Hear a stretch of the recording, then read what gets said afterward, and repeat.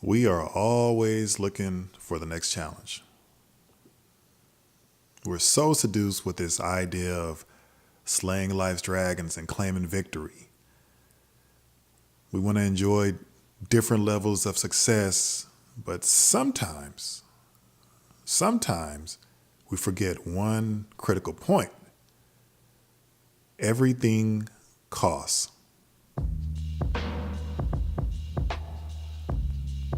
I am going to do something a little different this episode. I want to share a story with you guys that I don't think I've definitely haven't shared with anybody outside of the family.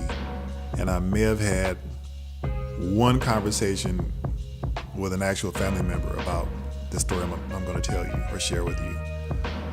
All right, here goes. So I think I was around 11 years old and I noticed something peculiar. At the age of 47, my mother decided to pursue vocational licenses in cosmetology and barbering. So, more or less, she wanted to help earn money to support the family. But I think she also had some boredom going on, and she just didn't want to sit at home all day anymore. After I was, being the youngest child, I was old enough to sort of supervise myself and be on my own. So there was, she enrolls in school, enrolls in both programs, and I think she did fine with the actual styling and cutting hair and using chemicals and all that other stuff.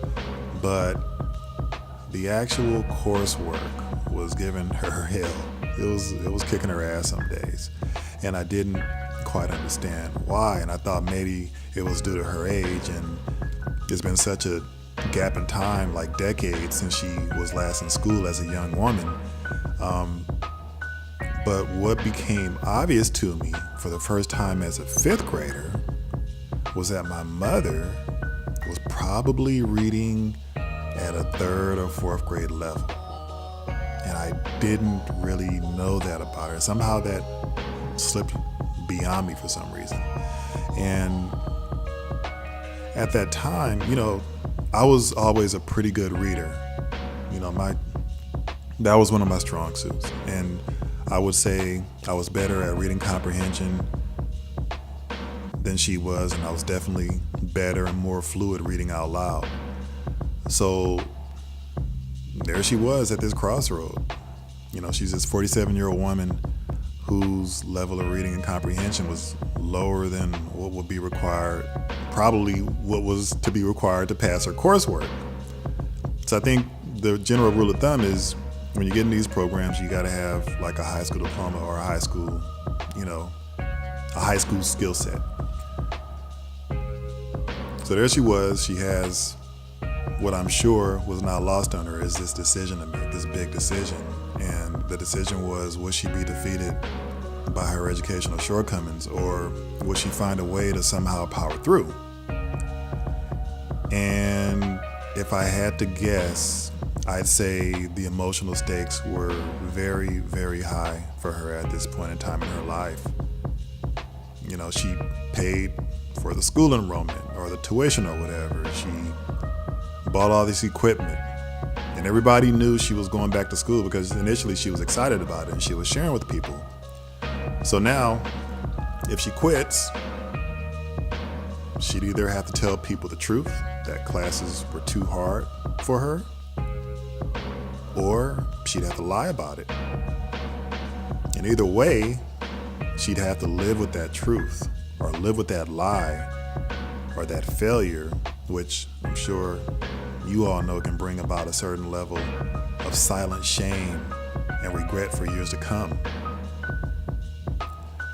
So what I'm not going to do is, even though this is my mother,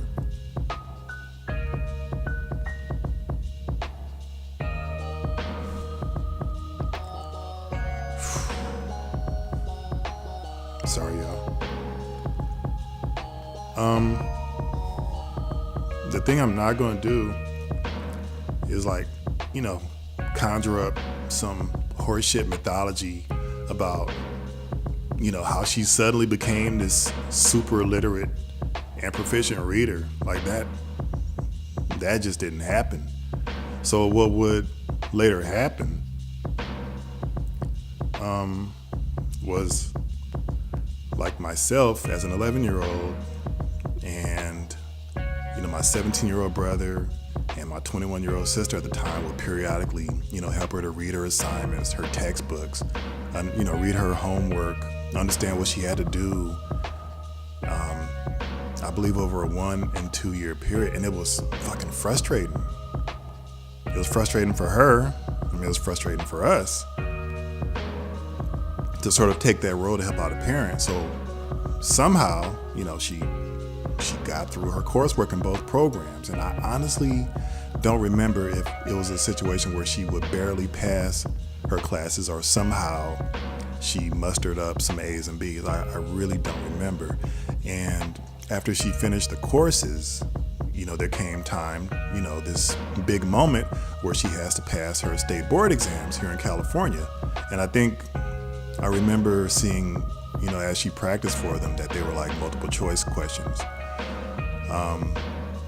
So obviously, nobody could go to the testing sites with her. She would be on her own. So there it was. She took the cosmetology test first, and then some time passes, and she took the barber's test. And there's like a waiting period when they got to correct the papers and tabulate, and then notify people if they passed or that they failed or whatever. So when it was all said and done, she passed both tests. So let me try to tell you how surprised I was when she passed. Even as a kid, this 11-year-old. Imagine that you're at some swanky party and somebody taps you on the shoulder and says, "Hey, former First Lady Michelle Obama would like to meet you." And I think regardless of your political leanings, most of us would say, "Well, yeah, sure. I'll meet Mrs. Obama."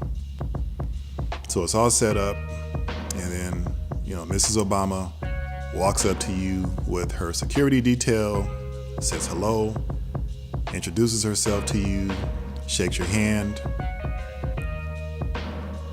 and for some reason, former First Lady Michelle Obama slips behind you, puts you in a headlock, and chokes you unconscious. And as you struggle to get loose, by and large, because nobody wants getting choked out but by Michelle Obama on their resume, think of how shocked you'd be right before the former First Lady puts you to sleep.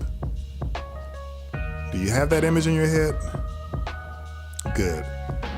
That's how surprised I was that my mother, this low-functioning reader in her late 40s, passed those exams. No joke.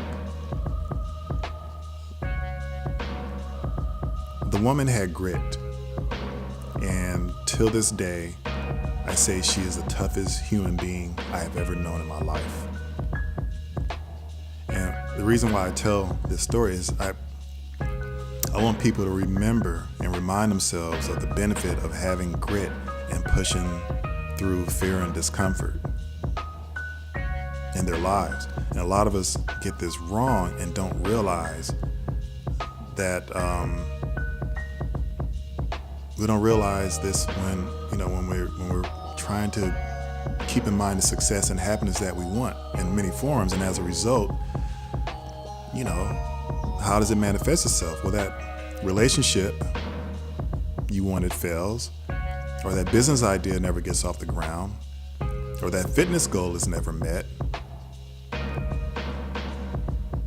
And these things, these former pursuits, get stuck in the goal stage and never become a reality.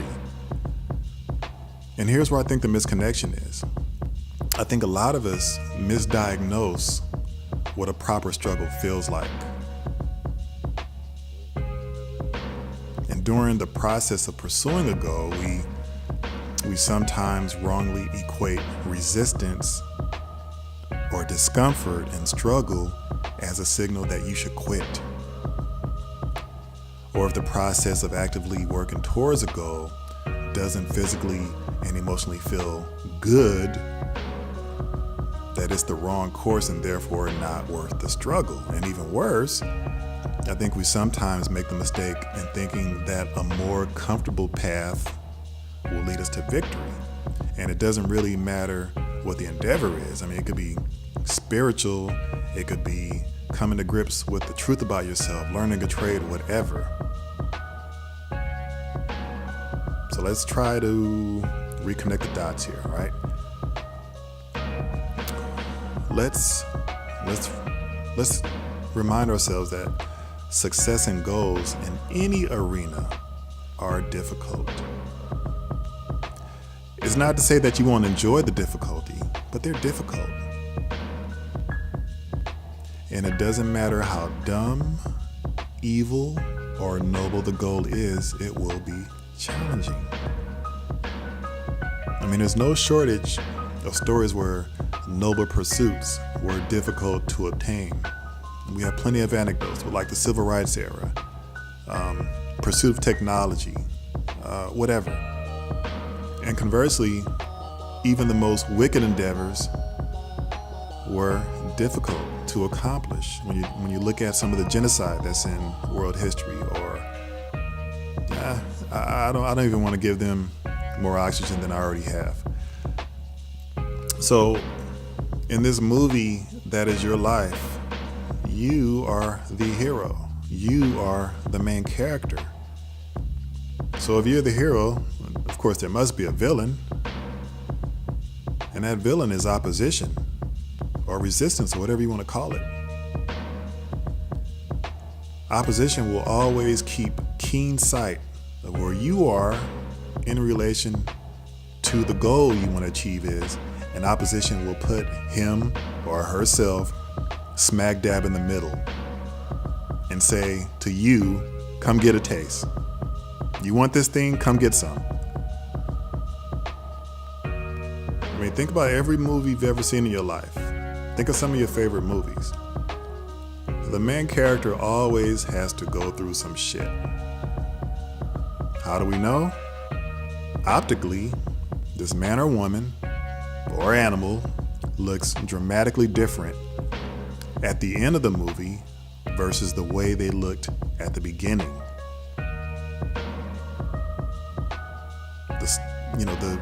The scars and bloodshed that we accumulate at the end of these journeys are our trophies. It's like your receipt. It's your proof of purchase. So outside forces, be it other people, disease, bad weather, fucking zombies, circumstances, whatever, they will try to stop you. Those obstacles are there to weed out the unworthy from the prize or the treasure. It's supposed to be hard. I mean, I'm really not saying any new shit. I'm just saying it in a different way. This is storytelling 101, really and truly. So when you're on a journey, you're exiting one world and crossing the threshold into a next one. That's always difficult. Like when you take a new job or start a new relationship, you're crossing from one world into a different world. And that's the transition. Some journeys are short, some journeys are long. There's no real way of knowing it until you've actually done it. It's uncomfortable because it's foreign to you and unfamiliar.